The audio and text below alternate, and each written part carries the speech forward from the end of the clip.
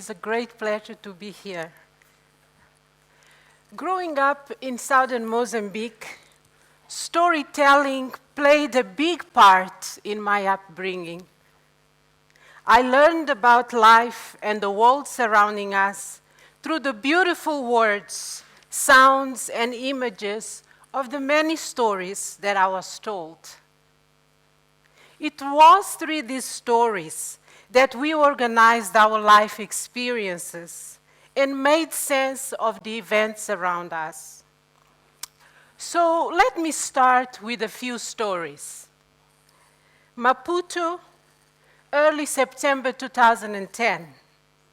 I was there when young Mozambicans staged riots against the government to protest the rise in prices of bread, water, and fuel.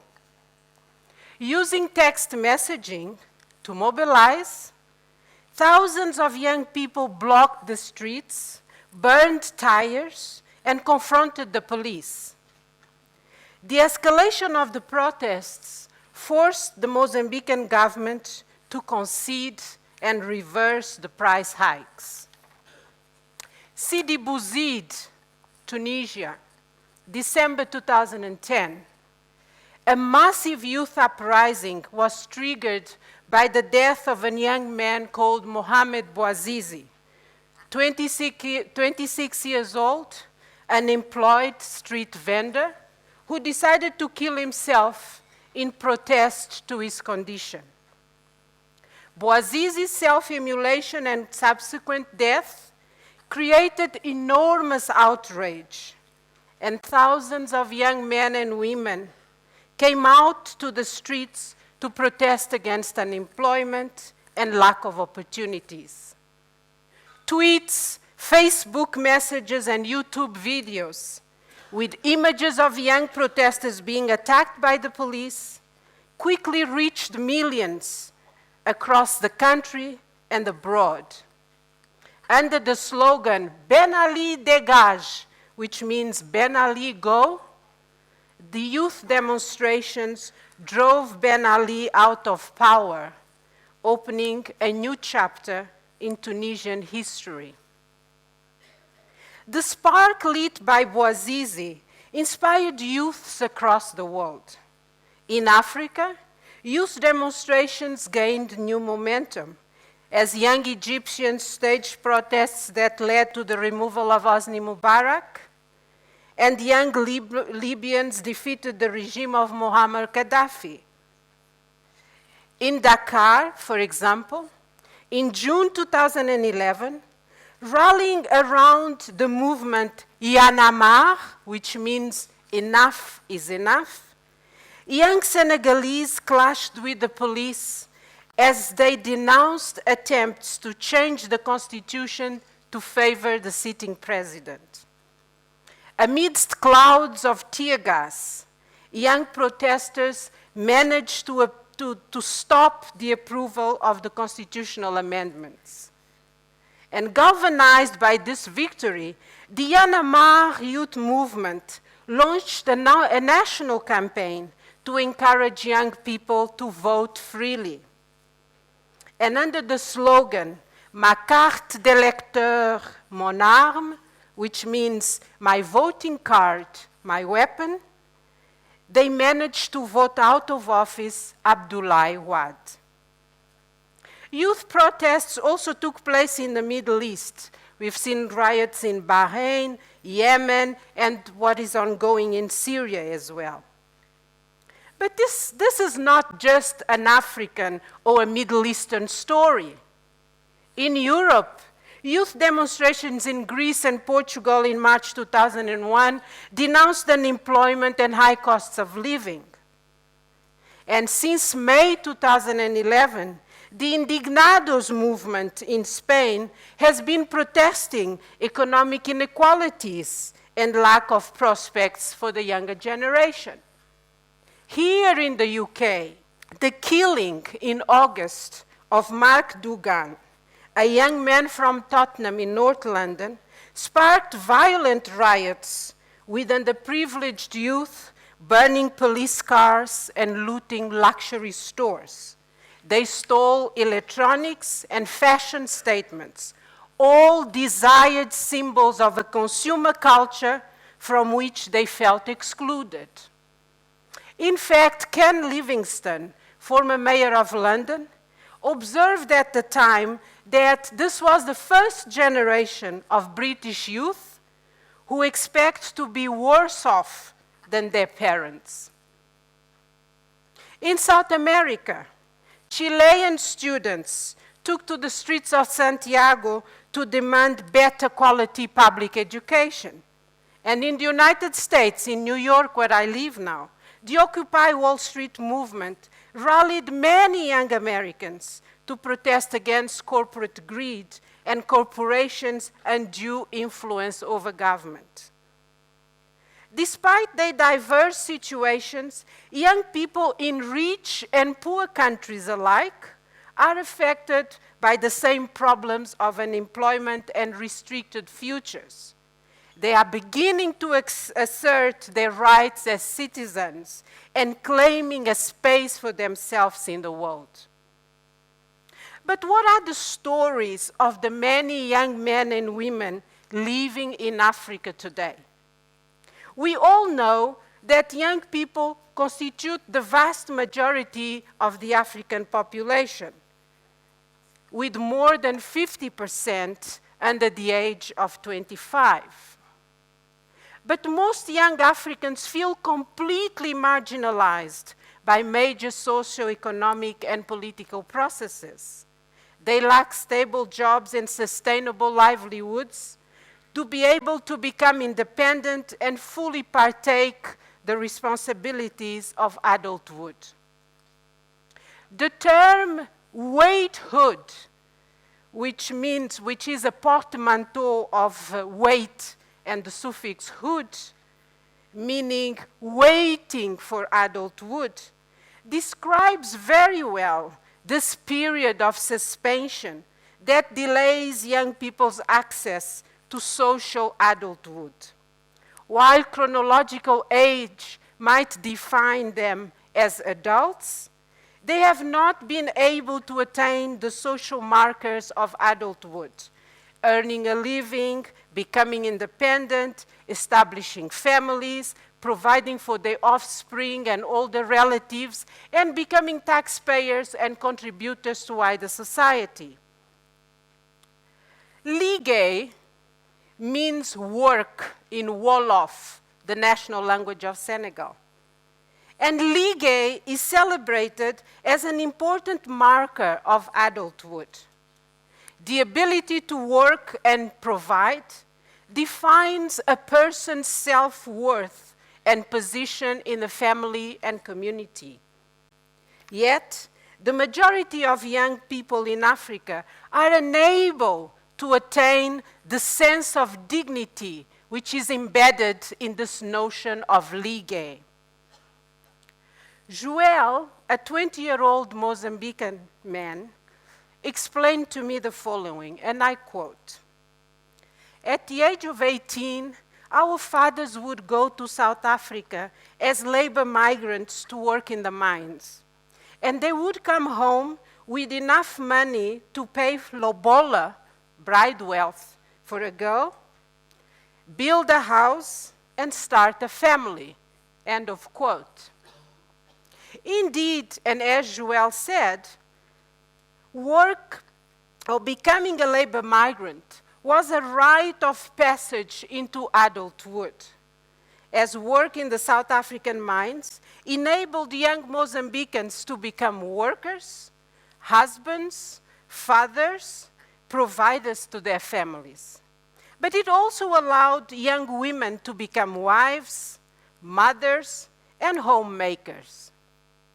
Today, however, African societies do not offer robust pathways into adulthood, being them the traditional ones or new ones.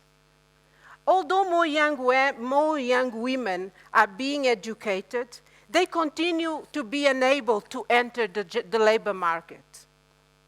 And the decline of opportunities in rural areas leads many young men and women to migrate to the cities where the chances of finding employment and stable livelihoods remain very slim.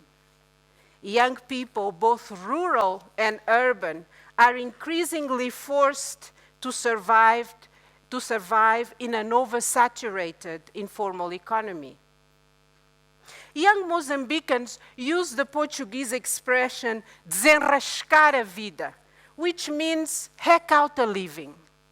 And young Senegalese and Tunisians employ the French term débrouillage, se débrouiller, meaning making do. And young South Africans, they just told me, we're just getting by. So all these expressions vividly convey the extemporaneous and the precariousness of their lives. These are the stories of young men and women who resort to street vending, to petty trading, to smuggling, to illegal migration, or to underpaid temporary odd jobs. These are also the stories of young people who get involved with wealthy and powerful older men and women who can provide them with money, fashionable goods in exchange for sexual favors. These sugar daddy, sugar mama relationships are often triangular because young people have boyfriends and girlfriends who may also benefit from the sugar daddies and sugar mamas. The spread of these relationships are replacing existing patterns of intimate relations and are also generating new understandings of femininity and of masculinity. But these are also the stories of those who end up involved in fraudulent and criminal endeavors, some as swindlers, as traffickers, and as gangsters. Indeed, waithood constitutes this kind of twilight zone, this interstitial space where the boundaries between proper and improper, right and wrong, legal and illegal are often very blurred. And it is precisely at this juncture that many young people are forced to make choices. And the choices they make often determine their relationship towards work, towards family, towards intimacy, and also the type of citizens they will become. Regrettably, rather than being just a short interruption in that transition to adulthood, waithood is pervasive and waithood is prolonged and is gradually replacing conventional understandings of adulthood. For many, being young in Africa today becomes synonymous with living in waithood.